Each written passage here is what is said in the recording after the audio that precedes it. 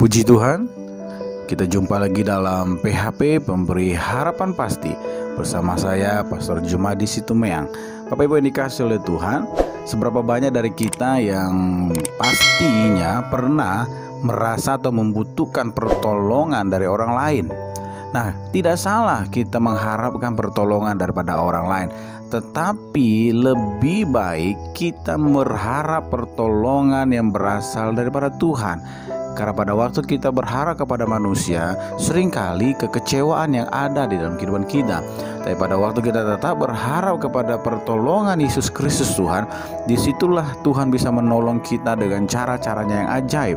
Nah, di dalam Mazmur 121 ayat yang pertama sampai yang ke-8, Alkitab dengan jelas berkata, Tuhan penjaga Israel. Nyanyian ziarah. Ayat yang pertama, aku melayangkan mataku ke gunung-gunung, dari manakah akan datang pertolonganku? Ayat kedua, pertolonganku ialah dari Tuhan yang menjadikan langit dan bumi. Ia tak akan membiarkan kakimu goyah, penjagamu tidak akan terlelap. Sesungguhnya tidak terlelap dan tidak tertidur penjaga Israel. Tuhanlah penjagamu, Tuhanlah naunganmu di sebelah tangan kananmu. Matahari tidak menyakiti engkau pada waktu siang, atau bulan pada waktu malam. Tuhan akan menjaga engkau terhadap segala kecelakaan. Ia akan menjaga nyawamu. Tuhan akan menjaga keluar masukmu dari sekarang sampai selama-lamanya. Haleluya. Ada suatu kebenaran firman Tuhan di dalam Mazmur 121 ini, bahwa umat Tuhan harus menempatkan atau harus memprioritaskan atau harus menjadikan bahwa Tuhan itulah penjaga kita. Bukan bodyguard kita, bukan security kita, tapi memang Tuhanlah yang mau menyatakan dirinya sebagai dialah penjaga kita.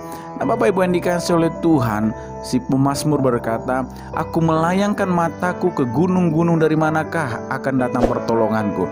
Nah, seringkali kita seperti ini, kita terus melihat ke kiri dan ke kanan, berharap dari orang-orang yang ada di sekitar kita, atau mungkin dari kawan-kawan lama kita yang kita harapkan yang akan menolong kita suatu kali nanti, atau yang kita harapkan menolong kita dalam kesusahan kita.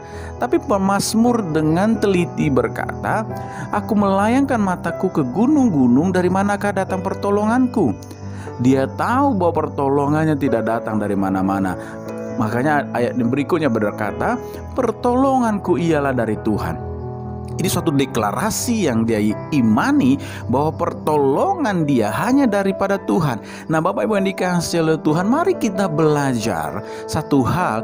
Kalau kita mengalami kesulitan apapun, kalau kita sedang mengalami masalah apapun, baik itu dalam masalah ekonomi kita, baik itu masalah dalam hubungan kita suami istri, atau hubungan keluarga satu dan yang lain, atau bahkan hubungan pertemanan kita yang semakin renggang, mari kita belajar dan percaya bahwa pengharapan kita, pertolongan kita itu hanya datangnya daripada Tuhan. Seperti pemazmur berkata bahwa pertolonganku ialah dari Tuhan.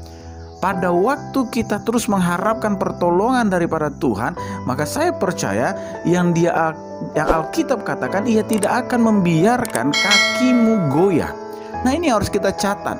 Pada waktu masalah beban begitu berat dalam kehidupan kita, seringkali kita nggak mampu lagi atau tidak kuat lagi untuk menanggungnya. Yang ada kita mengalami stres yang luar biasa. Yang ada kita mengalami suatu tekanan yang luar biasa, sehingga membuat kaki kita goyah, sehingga membuat kita semakin tidak kuat untuk bertahan hidup. Tapi waktu kita mengatakan bahwa pertolonganku ialah dari Tuhan, maka Tuhan tidak akan membiarkan kaki kita goyah. Haleluya. Ini harus kita imani bersama-sama. Pada waktu kita mengharapkan pertolongan Tuhan, pada waktu kita hanya percaya kepada Tuhan, maka Dia tidak akan membiarkan kaki kita goyah. Bahkan dia berkata, dia tidak akan tertidur atau terlelap untuk menjaga kita. Ini harus kita imani dan kita pahami bersama-sama, Bapak Ibu yang dikasihi oleh Tuhan. Saya sungguh percaya pada waktu setiap kita hari-hari ini tetap berharap kepada Tuhan, tetap meminta pertolongan Tuhan, di situ mujizat Tuhan pasti terjadi. Tuhan Yesus memberkati.